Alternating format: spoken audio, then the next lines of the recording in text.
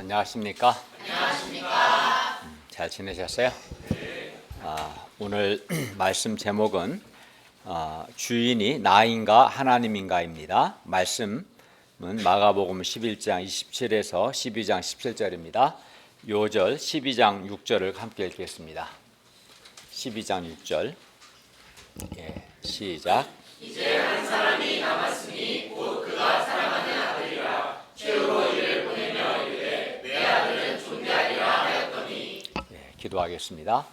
은혜로우신 주님, 오늘도 우리가 성부 하나님, 성자 하나님, 성령 하나님을 예배하도록 은혜 주심을 감사합니다.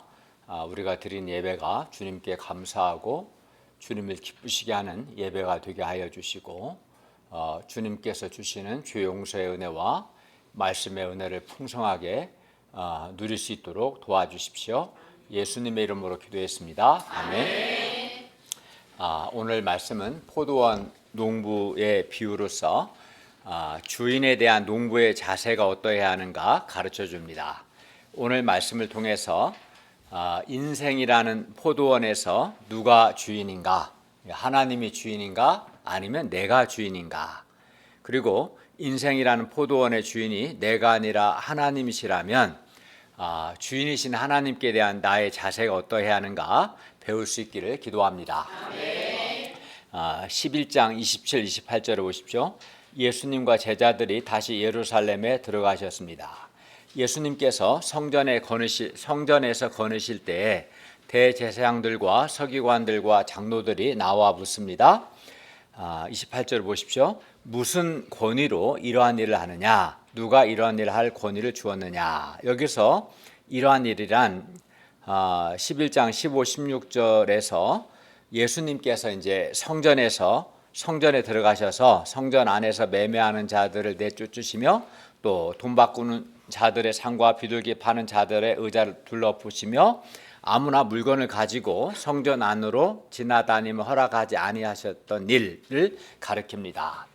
대제사장들과 서기관들과 장로들은 성전에 관한 모든 권한이 자기들에게 있다고 생각했어요. 그런데 왜 이런 자기들의 허락도 없이 예수님께서 왜 함부로 성전에서 이러한 일을 하느냐, 무슨 권위로 이러한 일을 하느냐고 따지는 거예요. 이에 대해 예수님께서도 그들에게 말씀합니다. 29, 30절 보십시오. 나도 한 말을 너희에게 물으리니 대답하라. 그리하면 나도 무슨 권위로 이런 일을 하는지 이르리라. 그러면 요한의 세례가 하늘로부터냐 사람으로부터냐 내게 대답하라. 이게 대답하면 나도 무슨 권위로 이러한 일을 하는지 대답하시겠다는 거예요. 여기서 요한의 세례는 요한의 사역을 가리키고, 요한의 사역은 그리스도이신 예수님의 길을 준비하는 것이었습니다. 따라서 요한의 세례가 하늘로부터, 즉 하나님으로부터 왔음을 인정한다면 요한이 예수 그리스도의 길을 준비했기 때문에 예수님의 사역도 하나님으로부터 왔음을 인정해야 했습니다. 그러니까 세례 요한을 인정하면 세례 요한이 한 일은 예수님의 길을 준비한 거니까 예수님도 인정해야 했습니다. 이에 그들이 서로 의논하여 말합니다. 31, 32절을 보십시오. 만일 하늘로부터라고 하면 그러면 어찌하여 그를 즉 요한을 믿지 아니하였느냐 할 것이니, 그러면 사람으로부터 할까 하였으나 모든 사람이 요한을 참 선지자로 여김으로 그들이 백성을 두려워했습니다. 그래서 그들은 요한의 세례가 하늘로부터라고도 말할 수 없었고 또 사람으로부터라고도 말할 수 없었습니다. 둘 중에 하나는 말해야 하는데 하나님으로부터 요한의 사역이 왔다 하면은 그럼 요한의 말을 왜 안 들었냐, 이제 할 말이 없죠. 사람으로부터라고 하면 요한을 다 하나님의 참 선지자로 생각했기 때문에 또 그렇게도 말할 수 없는 처지였습니다. 그리하여 그들은 이렇게 대답합니다. 33절 상반절 보십시오. 우리가 알지 못하노라. 그러니까 비겁한 사람이 하는 말이 기억나지 않는다, 알지 못한다. 이런 사람은 이제 굉장히 진짜 몰라서 모르는 건 괜찮은데 알면서도 알지 못한다고 말한 거죠. 그러자 예수님께서도 말씀합니다. 나도 무슨 권위로 이러한 일을 하는지 너희에게 이르지 아니하리라. 종교 지도자들은 무엇이 옳고 그른지 요한의 세례가 하늘로부터인지 사람으로부터인지 분명히 해야 했습니다. 그리고 하늘로부터라면 즉 하나님으로부터라면 세례 요한의 사역을 받아들이고 회개하고 세례 요한이 증거한 예수님을 영접해야 마땅했습니다. 그러나 그들은 그렇게 하지 않았습니다. 그리고 백성들은 두려워하면서도 정작 정말 두려워해야 할 하나님은 그들이 두려워하지 않았습니다. 우리는 이렇게 이 종교 지도자들 같이 진리가 없고 사람을 두려워해서 사람의 눈치나 보는 자가 되어서는 안 되겠습니다. 우리는 사람보다 하나님을 두려워해야 합니다. 그리고 하나님 앞에서 무엇이 옳고 그른가를 분별해서 하나님께서 보시기에 옳은 것을 행할 수 있기를 바랍니다. 예, 모르겠습니다. 이렇게 말하면 안 되고 하나님 앞에 이게 무엇이 옳고 그른가를 분별해서 옳은 것을 해야 합니다. 예. 예수님은 이제 포도원 농부의 비유를 통해서 방금 본 11장 28절 종교 지도자들의 질문에 대해서 자신이 하나님의 아들의 권위로 이러한 일을 행한다고 말씀합니다. 그러니까 포도원 농부의 비유는 예수님께서 하나님의 아들이라는 것, 하나님의 아들의 권위로 이러한 일을 행하셨다는 것을 말씀하는 것이고, 그리고 이 포도원 농부의 비유는 종교 지도자들은 하나님의 사랑하는 아들 예수님을 결국 배척하고 죽일 것이지만 예수님께서는 죽음으로 끝나지 않으시고 부활하시고 영광스럽게 되셔서 손으로 짓지 아니한 새 성전, 곧 신약 교회의 모퉁이의 머릿돌이 될 것임을 말씀합니다. 그러니까 포도원 농부의 비유를 통해서 사실 종교 지도자들의 질문에 대해서 대답하시는 거죠. 나는 하나님의 아들이고 아들의 권위로 이러한 일을 한 것이다. 그러나 너희가 하나님의 아들마저 죽일 것이다. 그러나 하나님이 그 아들을 다시 살리셔서 새 성전의 모퉁이의 머릿돌이 되게 하실 것이다. 이것이 이제 포도원 농부의 이 비유를 통해 말씀하고자 하는 겁니다. 12장 1절을 보십시오. 예수님께서 비유로 그들에게 말씀합니다. 한 사람이 포도원을 만들어 산울타리로 두르고 또 집자는 틀을 만들고 망대를 지어서 농부들에게 새로 주고, 즉 렌트한 거죠. 새로 주었다는 것은 새로 주고 타국에 갔습니다. 본문을 보면 한 사람이 땅에 포도원을 만들었죠. 그러니까 포도원을 만든 사람도 주인이고요. 또 산울타리로 두른 사람도 주인이고, 집자는 틀을 만든 사람도 주인이고, 망대를 지은 사람도 주인입니다. 그래, 주인이 다 이거 한 거죠. 농부들은 이제 일만 하면 되었어요. 주인이 모든 걸 다 만들어 놓은 거죠. 그리고 주인은 포도원 소출 전부나 또는 대부분이나 또는 절반이 아니라 소출의 얼마, 예를 들어 소출의 10분의 1을 새로 받기로 하고 포도원을 농부들에게 새로 주고 타국에 갔습니다. 그러니까 렌트를 한 거죠. 본문의 주인은 아주 좋은 주인이죠. 참 좋은 주인이죠. 왜 그럴까요? 왜냐하면 보통 주인들은 이제 땅만 빌려주고 포도원을 만드는 것이나 또는 산울타리로 두르고 또는 집자는 틀을 만들고 망대를 짓는 것은 농부들이 각자 자기 돈으로 하도록 하기 때문입니다. 예. 상가를 여기 건물 지금 5층 공사하고 있죠. 상가를 새로 줄 때 어떤 건물주가 자기 돈으로 세입자의 인테리어까지 다 해주겠어요. 인테리어 비용이 몇 억 들어가는데 그런 주인 없죠. 그러니까 포도원을 만들고 모든 환경을 다 만들어 준 거예요. 그냥 주인이. 또 게다가 세도 다른 사람들에 비해서 아주 적게 10분의 1만. 다른 상가가 예를 들면 500만 원 받는다 한 달에 하면 여기는 50만 원만 받는 거예요. 그러니까 본문의 주인은 아주 좋은 주인인 거죠. 예. 본문의 주인은 아주 좋은 포도원을 만들었고 게다가 아주 좋은 조건으로 소출 얼마만 좋은 조건으로 농부들에게 새로 주었기 때문에 농부들이 주인에게 감사하고 또 약속대로 포도원 소출 얼마를 드리는 것은 지극히 당연한 것이죠. 예.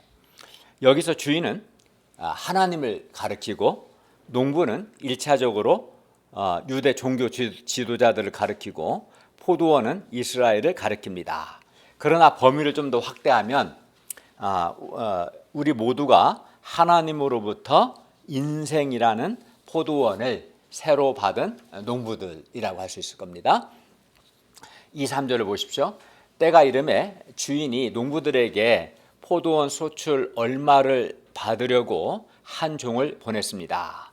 주인은 좋은 포도원을 만들어서 또 좋은 조건으로 농부들에게 새로 주었고 때가 이름에 포도원 수출 얼마를 받고자 한 겁니다. 그러면 주인은 왜 농부들에게 포도원 소출 얼마를 받고자 했을까요? 주인이 농부들에게 소출 얼마를 받고자 한 것은 주인 입장에서는 주인이 농부들과 사랑의 관계를 맺고 그 사랑의 관계를 유지하기 위해서였습니다. 여기서 포도원 소출 얼마는 농부가 자기들에게 포도원의 주인이 있다는 것을 인정하고 그리고 그 주인에게 감사하고 또 주인을 존대하는 마음의 표현입니다. 그래서 포도원 소출 얼마는 주인과 농부의 관계를 지속시켜주는 하나의 매개물이라고 할 수 있을 겁니다.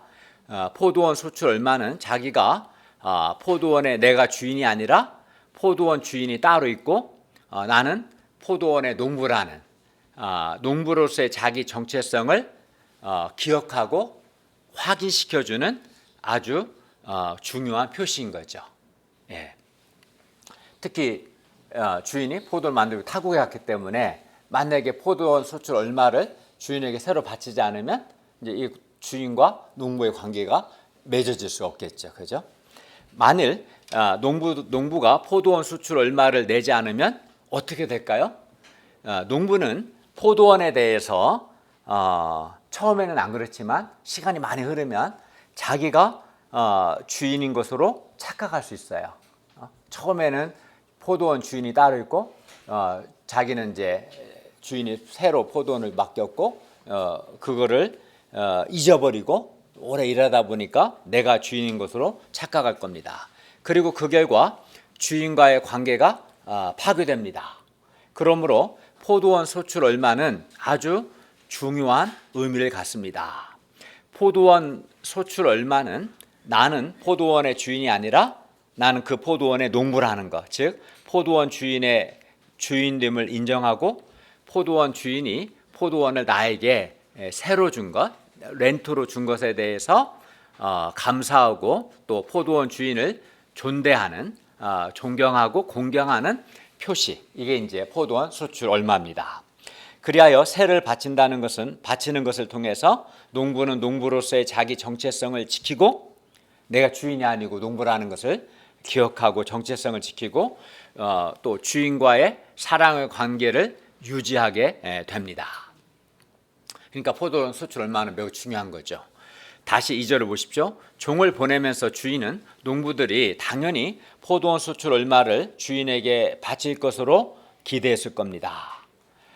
농부들이 주인이 좋은 포도원을 그것도 좋은 조건으로 새로 준 것에 대해서 감사하고 감사함으로 주인에게 포도원 수출 얼마를 드리는 것은 너무나 당연합니다.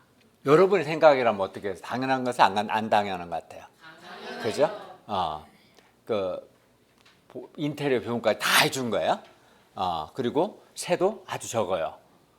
근데 그러면 그 주인이 감사하고 세를 바쳐야겠죠. 그죠? 너무 당연한 거죠. 정상적인 농부라면 포도원 소출 얼마뿐만 아니라 주인에게 감사해서 따로 아마 선물까지도 드릴 겁니다. 또 주인이 보낸 종들도 잘 영접할 겁니다. 그러나 3절을 보면 본문의 농부들은 주인이 보낸 그 종을 잡아 심히 때리고 거저, 즉 빈손으로 보냈습니다. 농부들은 포도원 주인이 자기들에게 좋은 포도원을 좋은 조건으로 새로 준 것을 기억하지 않고, 이게 팩트인데 이걸 기억하지 않고 주인에게 포도원 소출 얼마 드리는 것이 아까웠어요. 전부를 드리는 것도 아니고 절반을 드리는 것도 아닌데 얼마 드리는 걸 아까웠어요. 그러니까 황당한 거죠. 포도원은 주인의 것이고 주인이 모든 좋은 환경을 다 만들어서 그것도 아주 적은 것만 수출로 바치도록 했는데 그 적은 수출도 바치는 것이 아까웠어요. 그래서 농부들은 포도원 수출 얼마를 주인에게 드리지 않고 포도원 수출 전부를 자기들 것으로 하고자 했습니다. 우리는 이런 사람을 뭐라고 불러요? 배은망덕한. 이 농부들은 참으로 배은망덕한 자들이었던 거죠. 4절을 보십시오. 주인은 군대를 보내서 당장 그 악한 농부들을 진멸할 수 있었지만, 왜냐하면 이 주인에게는 군대가 있었어요. 당장 군대를 보내서 이 악한 농부들을 죽여버릴 수 있었어요. 그러나 그렇게 하지 않고 진멸하지 않으시고 다시 다른 종을 보냈어요. 기회를 준 거죠. 그러나 농부들은 그 종의 머리에 상처를 내고 능욕했어요. 세를 내지 않는 것으로 그치지 않고 이제는 주인의 종을 능욕까지 한 겁니다. 그리고 이는 주인의 종을 능욕했다는 것은 주인을 능욕하는 것이었습니다. 그럼에도 불구하고 주인은 이 악한 농부들을 포기하지 않고 농부들에게 또다시 기회를 줬어요. 5절을 보십시오. 주인은 또 다른 종을 보냈습니다. 그런데 이번에는 이 농부들이 이번에는 그 종을 아예 죽여버렸습니다. 그뿐만이 아니었습니다. 주인은 여러 번 이렇게 기회를 줬고 주인은 더 많은 종들을 보냈는데 농부들은 그 외 많은 종들도 더러는 때리고 더러는 죽이기까지 했습니다. 세상에 어떻게 이렇게까지 사람이 악할 수 있을까요? 농부들은 포도원 주인과의 관계에서 참으로 배은망덕하고 악한 자들이었습니다. 그러니까 주인이 내 은혜를 다 잊어버린 정도가 아니라 악을 행한 거죠. 포도원 수출 얼마를 바치지 않으려고 주인이 보낸 종들을 막 때리고 죽이고 능욕하고, 그것도 여러 번 기회를 줬는데도 그렇게 한 거예요. 여기서 종들은 하나님께서 보내신 하나님의 종들, 하나님의 선지자들을 가리킵니다. 그러면 선지자들을 계속해서 보내신 하나님은 어떤 분이십니까? 하나님은 오래 참으셨어요. 많이 참으신 겁니다. 오래 참으셨어요. 하나님은 종교 지도자들이 회개할 수 있는 많은 기회를 주셨어요. 그러니까 하나님이 잘못할 때마다 바로 심판하지 않으시는 것은 하나님이 오래 참으시는 거예요. 그 사람이 그렇게 해도 돼서 그런 게 아니라 하나님이 오래 참으셨어요. 왜냐하면 사랑은 오래 참음으로 나타나기 때문입니다. 그러니까 하나님께서 농부들을 사랑하셨어요. 사랑하셨기 때문에 오래 참으시고 기회를 많이 주신 거예요. 그리고 주인은 이제 마지막으로 자기 아들을 보내고자 합니다. 아들을 보내며 이런 기대를 가졌습니다. 6절을 보십시오. 이제 한 사람이 남았으니 곧 그가 사랑하는 아들이라 최후로 이를 보내며 이르되 내 아들은 존대하리라. 여기서 최후로라는 말은 이제 더 이상 보낼 사람이 없다, 마지막이라는 겁니다. 최후입니다. 주인의 사랑하는 아들은 주인이 농부들에게 최후로 보낸 분입니다. 존대는 존중하고 존경하고 공경한다는 뜻입니다. 여기서 우리는 주인이 농부들에게 원했던 것은 농부들이 주인을 존대하는 것임을, 존경하고 공경하는 것임을 알 수 있습니다. 포도원 소출 얼마는 농부들이 포도원이 내 것이 아니라 주인의 것임을 인정하고, 또 주인이 포도원을 자기들에게 새로 주신 것에 대해서 주인에게 감사하고 주인을 존대한다는 표현입니다. 포도원 소출 얼마를 통해서 내가 주인이 아니고 포도원의 주인이 따로 있고 주인이 나에게 좋은 조건으로 새로 준 것에 대해서 감사하고 존대하는 표현으로 이제 포도원 소출 얼마를 드리는 것이죠.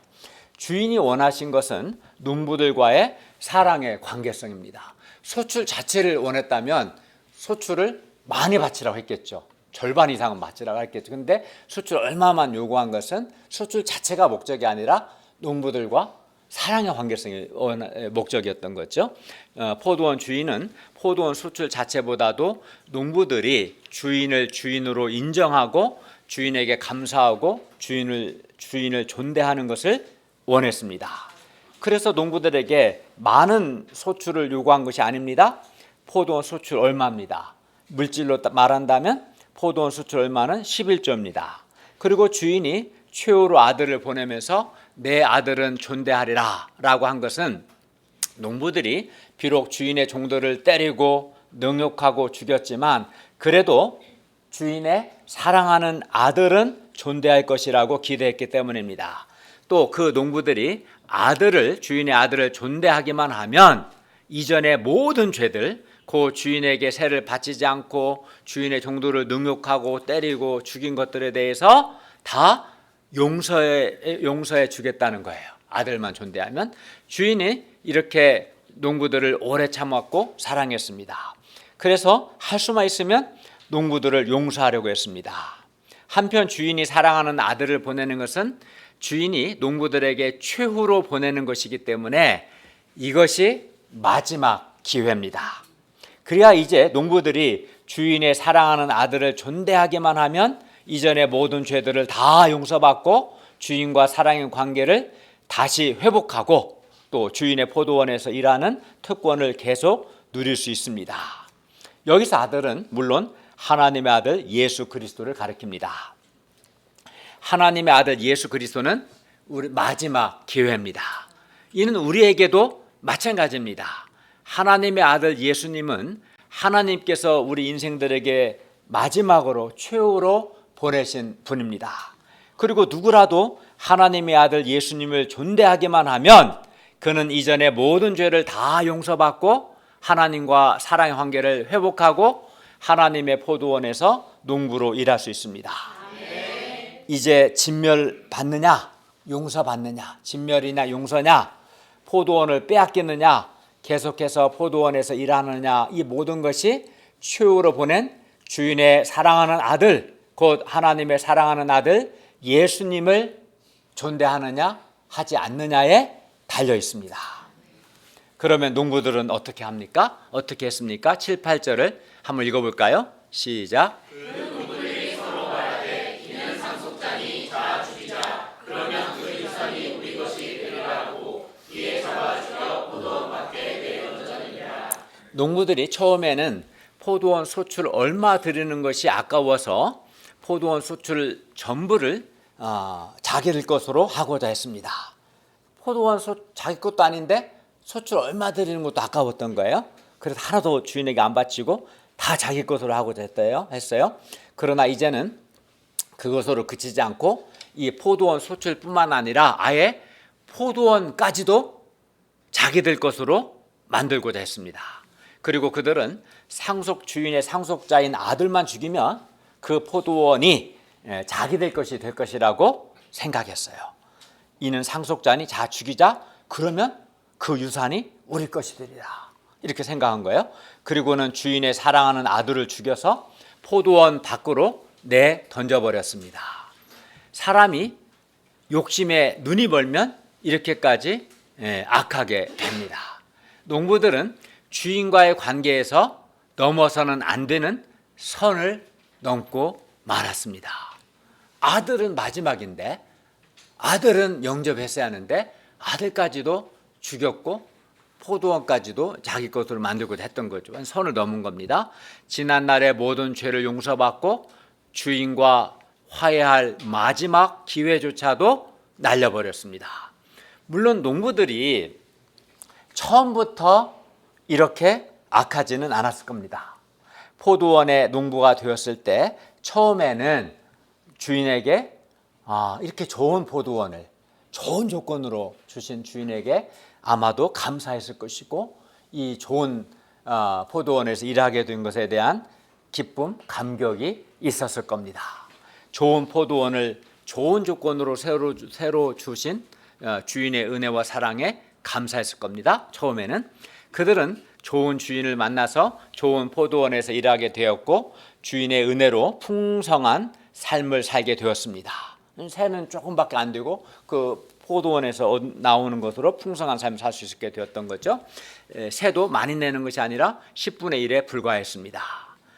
그러나 시간이 지나면서 주인의 포도원에서 농부로 일하는 것에 대해서 감사하는 마음이 점점점 사라지고 무덤덤해지고 나중에는 당연하게 여겼습니다.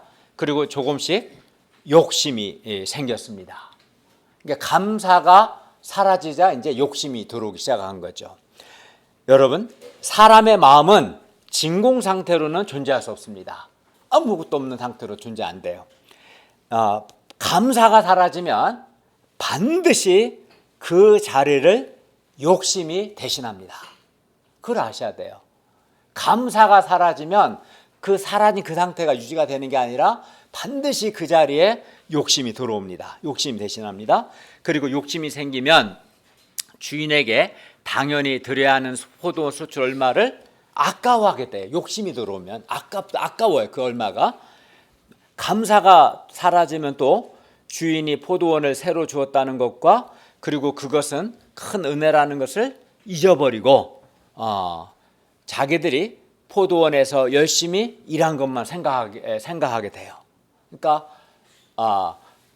주인이 포도원을 좋은 조건으로 나에게 새로 주었다는 것을 잊어버리게 되고 감사하지 않고 또 그것 자체가 은혜라는 것을 잊어버리게 되면은 이제 사람이 내가 얼마나 열심히 일했는가만 이제 생각하게 되는 거죠. 그리고 내가 열심히 일해서 얻은 포도원 수출이라고 생각하니까 주인에게, 그러니까 포도원에서 일하는 것 자체가 참 주인이 나에게 새로 주었고 포도원에서 일하는 것 자체가 은혜다. 이걸 잊어버리면 사람이 이제 내가 열심히 일해서 얻은 포도원 수출이라고 생각하게 되고 그러면 이제 주인에게 포도원 수출 얼마 드리는 것이 아까운 거예요. 사실은 내가 얼마나 열심히 일해서 월급 받은 건데 이렇게 생각하는 거예요. 하나님이 내게 생명도 주시고 건강도 주시고 지혜도 주시고 일할 기회도 주시고 그거는 이제 하나님이 주신 것에 대한 잊어버리고 감사가 사라지고 그 자체 은혜라는 걸 잊어버리니까 자기가 열심히 일한 것만 생각나고 그러니까 아까운 거지. 물론 그들이 포도원에서 열심히 일한 것은 사실입니다. 그들이 열심히 일해서 포도원에서 수출을 얻었습니다. 그러나 주인이 그들에게 포도원을 새로 주지 않았다면 그들은 열심히 일하고 싶어도 일할 수 없었을 겁니다. 아예 기회가 없었을 겁니다. 그러나 본문의 농부들은 주인이 포도원을 새로 주었다는 것은 잊어버리고 또 그 자체가 은혜라는 것은 잊어버리고 자기들이 열심히 일했다는 것만 생각했습니다. 그러자 주인에게 포도원 수출 얼마 드리는 것도 아까운 마음이 들고 욕심이 이제 생긴 거죠. 욕심이. 나중에는 아예 포도원 수출 정도로 만족하지 않고 아예 포도원도 자기 것으로 만들고 싶었습니다. 감사하지 않으니까 욕심이 생기고 그 욕심이 욕심이 자란 거예요. 그래서 포도원까지도 우리 것으로 만들어버리자 이렇게 한 거죠. 그들은 욕심에 눈이 멀어 분별력을 잃어버렸어요. 이게 내 것이 아니고 주인 것이고 주인의 포도원 일하는 것 자체가 은혜고 감사할 것이고 이걸 다 잃어버린 거죠. 그리하여 자기들은 포도원의 주인이 아니라 농부라는 사실 자체에 대해서도 헷갈리기 시작했어요. 처음에는 주인과 농부의 관계가 분명했는데 나중에는 이제 내 거 아니야 이거? 이제 이런 생각이 드는 거죠. 사람이 욕심에 눈이 멀면 이렇게 분별력을 잃어버립니다. 욕심, 그것은 하나님의 은혜를 잊어버리고 그 결과 더 이상 감사하지 않는 순간부터 욕심이 우리 마음에 파고듭니다. 욕심은 시작은 작은 것이지만 욕심은 점점점 더 커지기 때문에 나중은 그 무엇으로도 막을 수 없는 괴물이 됩니다. 욕심 무서운 거예요. 감사를 잃어버리면 욕심이 들어오고 그 욕심이 자라고 괴물이 되는 거죠. 욕심이 사람을 괴물로 만들어버리는 거죠. 욕심의 끝은 상상할 수 없는 죄악으로 이어집니다. 그래서 성경은 욕심이 잉태한 즉 죄를 낳는다라고 말씀합니다. 마음에 욕심이 들어오면 욕심이 왜 들어오겠어요? 감사를 잃어버리는 순간 욕심이 들어오는 거예요. 감사, 하나님이 인생의 포도원을 나에게 새로 주신 거, 하나님의 포도원이라는 것 자체가 은혜라는 것을 잊어버리고 감사하지 않으면 욕심이 들어오는 거죠. 마음에 욕심이 들어오면 농부가 주인이 되려고 하고 이를 위해 주인의 사랑하는 아들까지 또 죽입니다. 인류의 죄악 중 가장 큰 것은 하나님의 주인됨, 즉 하나님께서 창조주 되심을 인정하지 않고 하나님께 감사하지 않은 것, 이게 이제 우리 인류의 가장 큰 죄악입니다. 하나님이 태초에 천지를 창조하셨고 하나님이 창조주, 우리 인생의 주인이신데 이거를 이제 인정하지 않고 그 하나님께 감사하지 않는 것, 이게 가장 큰 죄입니다. 그리하여 하나님 이걸 인정하지 않으니까 하나님께 드리는 것을 아까워하고 자기가 인생이라는 포도원의 주인이 되려고 하는 것입니다. 그러나 이는 욕심입니다. 욕심. 성경은 분명히 말씀합니다. 태초에 하나님이 천지를 창조하시니라.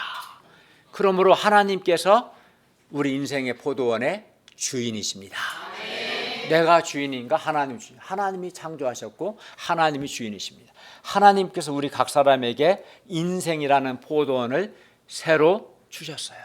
우리 모두에게 생명을 주셨고 어떤 사람은 70년을, 어떤 사람은 80년을, 어떤 사람은 50년을 하나님이 우리 모두에게 생명과 건강을 주셨고 어떤 사람에게는 산울타리를 주신 것처럼 좁지 않은 포도 틀을 주신 것처럼 좋은 머리를 주셨고 그걸 하나님이 주신 거예요.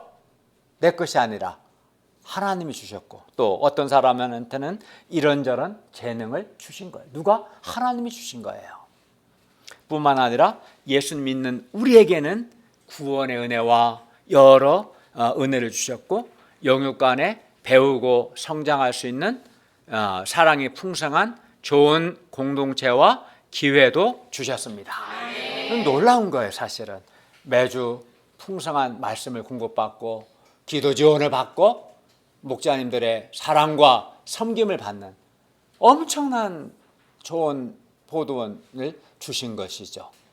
그게 누가 이렇게까지 사랑해줘요? 세상에서 누가? 그냥 존재 자체를 아무 조건도 없이 감사하지 않는 인간은 사람도 아닌 거예요. 사실은 세상에 밖에 나가면 누가 그렇게 해줍니까? 다 이해관계로 묶여 있지. 누가 여러분의 존재 자체를 그렇게 사랑해주고 오랫동안 참고 인내하고 기도해주고 섬겨줍니까? 그러니까 특히 우리는 정말 더 좋은 포도원을 하나님께서 교회 공동체를 주신 거죠. 그러므로 우리는 하나님께서 우리 각 사람에게 인생이라는 포도원을 또 좋은 교회 공동체를 새로 주신 것을 기억하고 하나님께 감사하고 하나님을 공경하고 내가 주인이 아니라 농부로서의 자기 정체성을 분명히 해야 합니다. 그리고 하나님의 주인 되심을 인정하고 하나님께 감사해야 하고 그 감사를 표현하기 위해서 구체적으로 포도원 소출 얼마를 하나님께 드려야 합니다. 우리는 하나님으로부터 가정이라는 포도원을 받았고 학교라는 포도원도 받았고 직장이라는 포도원도 받았습니다. 또 신앙 공동체라는 포도원을 받았습니다. 이렇게 인생이라는 포도원을 받은 우리는 주인이신 하나님께 감사함으로 세를 드려야 합니다. 그러면 우리가 하나님께 드려야 할 세는 구체적으로 무엇입니까? 무엇보다도 하나님이 인생의 포도원의 주인이심을 인정하는 것이고요. 그리고 하나님께 감사하는 것입니다. 그리고 하나님을 주인으로 존중하고 공경하고 존경하는 것이죠. 이게 이 마음이죠. 하나님을 주인으로 인정하고 하나님께 감사하고 하나님을 공경하는 마음. 그리고 하나님을 주인으로 인정하고 하나님을 존대하는 이 마음이 이제 우리가 하나님께 드려야 할 것이고 이 마음은 어떻게 해요? 이 마음은 반드시 구체적으로 여러 모양과 여러 형태로 표현되어야 합니다. 마음이 있는데 표현이 안 될 수는 없거든요. 그죠? 하나님 우리에게 원하시는 것은 하나님 주인으로 인정하고 하나님께 감사하는, 하나님을 공경하는 그 마음이고, 그 마음은 표현돼야겠죠. 예를 들어 그중 하나가 예를 든다면 이렇게 우리가 주일 예배 드리는 거, 주일 예배와 또 11조도 하나 예가 될 수 있을 겁니다. 주일 예배와 11조는 우리가 하나님께 드리는 세의 전부가 아니라 일부입니다. 그리하여 우리가 하나님을 예배하고 하나님께 감사함으로 11조를 드리는 것은 내게 있는 포도원 소출이 물론 내가 열심히 일한 것도 있겠지만 근본적으로는 하나님께서 내게 인생과 직장이라는 포도원을 새로 주셨기 때문임을 인정하고 하나님께 감사를 표현한 하나의 방법일 것입니다. 예를 들어 주일 예배와 11조를 통해서 또는 먼저 그의 나라와 그의 의를 구하는 삶을 통해서 우리가 하나님께 감사하고 하나님을 공경하는 그 마음을 표현하는 것이죠. 하나님의 주인 되심을 인정하는 겁니다. 그러나 사람들은 하나님의 인생과 직장과 가정이라는 포도원을 새로 주셨다는 것을 잊어버리고 자기가 열심히 일한 것만 생각합니다. 마치 농부들이 포도원을 새로 받았다는 것을 생각하지 않고 그 주인의 것을 생각하지 않고 자기들이 일한 것만 생각하는 것처럼요. 그래서 본문의 농부들과 같이 욕심에 사로잡혀서 하나님께 감사하지 않고 하나님께 포도원 수출 얼마 드리는 것도 아까워하는 겁니다. 그러나 하나님께 세를 드림으로 하나님이 창조주로서 인생이라는 포도원의 주인 되심을 인정하고 그리고 하나님께 감사하고 하나님을 존대하는 사람은 하나님과 바른 관계를 유지하며 계속해서 하나님의 포도원에서 일하는 특권과 복을 누립니다. 하나님의 포도원에서 풍성한 삶을 살게 되는 거예요.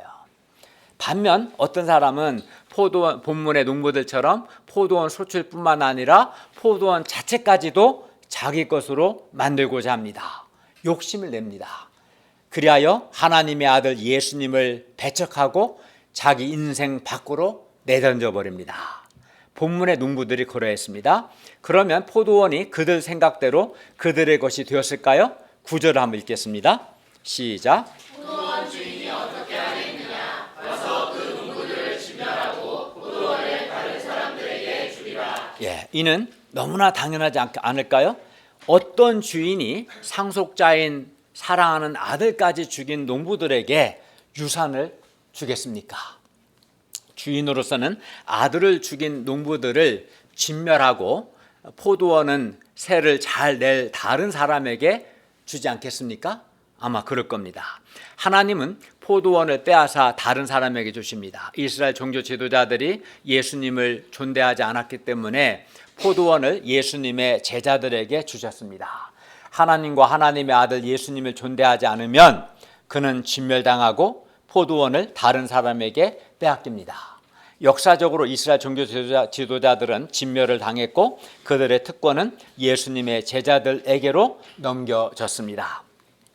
그러면 농부들이 죽인 아들은 어떻게 됩니까? 죽음으로 끝날까요? 결코 그렇지 않습니다. 10절과 11절을 읽겠습니다. 시작. 너희가 성경에 건축자들이 버린 돌이 모퉁이의 머릿돌이 되었나니 이것은 주로 말미암아 된 것이요 우리 눈에 놀랍도다함을 읽어보지도 못하였느냐 하시니라. 10절에서 성경은 시편 118편 22, 23절을 가리킵니다.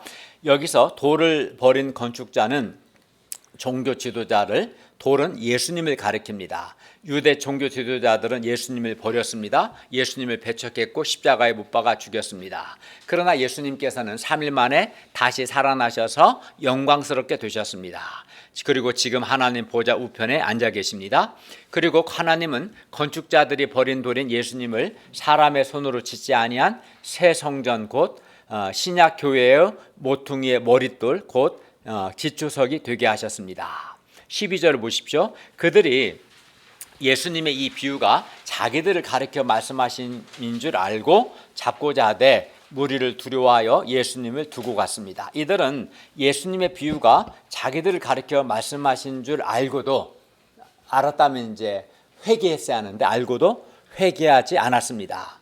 그리하여 이들은 결국 진멸을 당하고 포도원도 빼앗깁니다. 회개하지 않는 자는 진멸을 당합니다. 인생의 포도원을 빼앗깁니다. 명심하십시오. 회개하지 않는 자는 진멸을 당하고 빼앗깁니다. 그러므로 우리는 회개해야 합니다. 네. 결론입니다. 하나님은 우리에게 인생이라는 포도원을 새로 주셨어요. 그러므로 인생이라는 포도원의 주인은 내가 아니라 누구예요? 하나님이시죠. 하나님이 우리 아예 창조주시고 하나님이 주인이십니다. 그러므로 우리는 우리에게 인생과 가정과 직장과 또 좋은 교회 공동체라는 포도원을 주신 하나님께 포도원 수출 얼마를 새로 드리는 것을 아까워하지 않고 감사로 하나님께 새를 드려야 합니다. 그러면 우리가 하나님께 드려야 할 새는 무엇입니까? 물론 하나님의 주인 되심을 인정하고 하나님께 감사하고 하나님을 공경하는 마음을 담아서 주일 예배를 드리고 물질의 11조도 하나님께 드려야 합니다.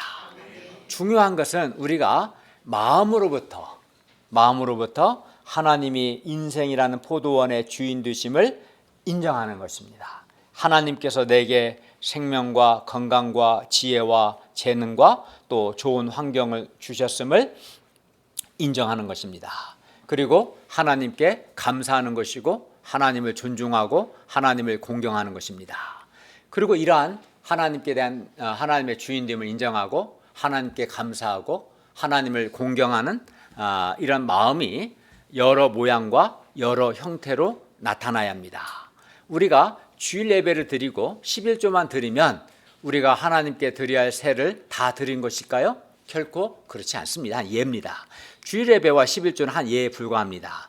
우리는 하나님께서 우리에게 인생의 포도원을 새로 주셨음을 기억하고 삶의 모든 영역에서 하나님께 감사하고, 그러니까 기억하고 감사하고 하나님을 공경하고 하나님을 섬겨야 합니다.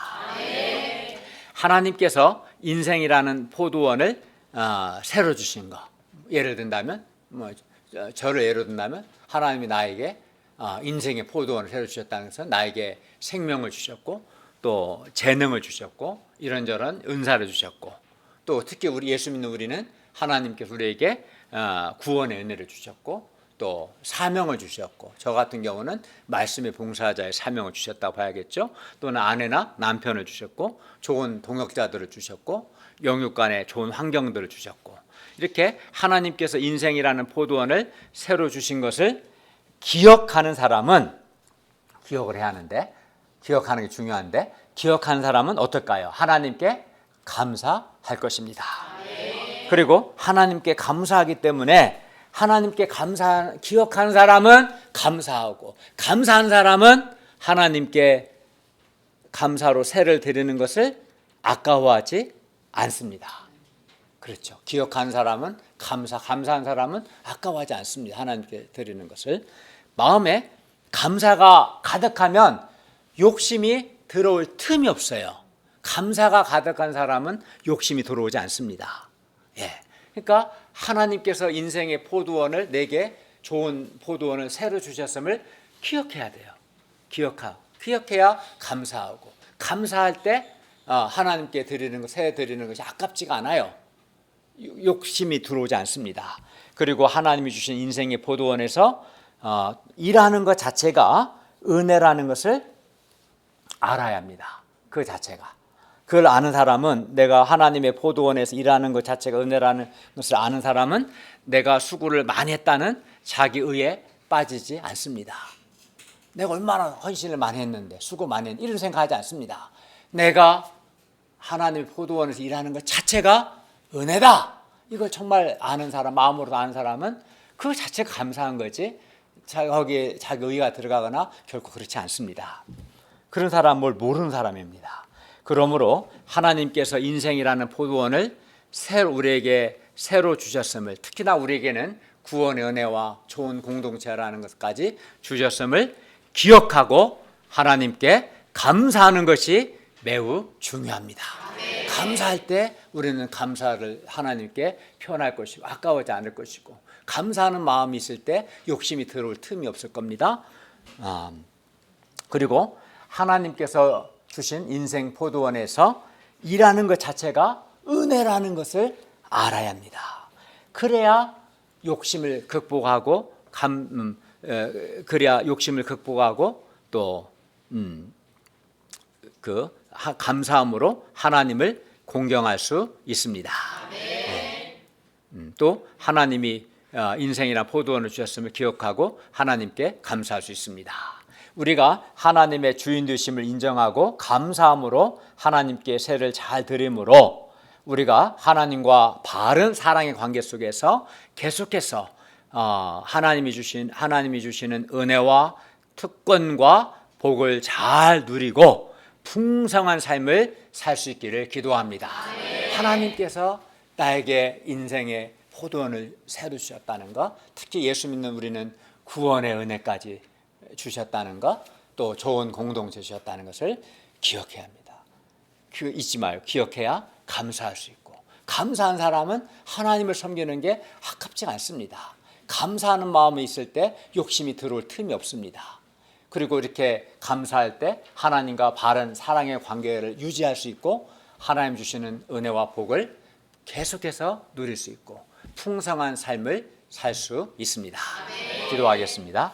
은혜로우신 주님, 우리가 하나님께서 우리에게 인생의 포도원을 새로 주셨음을, 특히나 예수 믿는 우리에게 주께서 구원의 은혜를 주시고 좋은 공동체 속에서 말씀을 풍성히 공급받고 기도 지원을 받고 사랑의 섬김을 받는 것이 얼마나 큰 은혜인가, 이거를 잊지 않고 기억함으로 하나님께 감사하고 또 감사를 예배와 또 헌신과 여러 모양으로 표현하는 가운데 하나님과 올바른 사랑의 관계를 유지하고 또 이 올바른 관계 속에서 하나님이 주시는 은혜와 복과 풍성함을 계속 누릴 수 있도록 도와주시옵소서. 예수님의 이름으로 기도하였습니다. 아멘.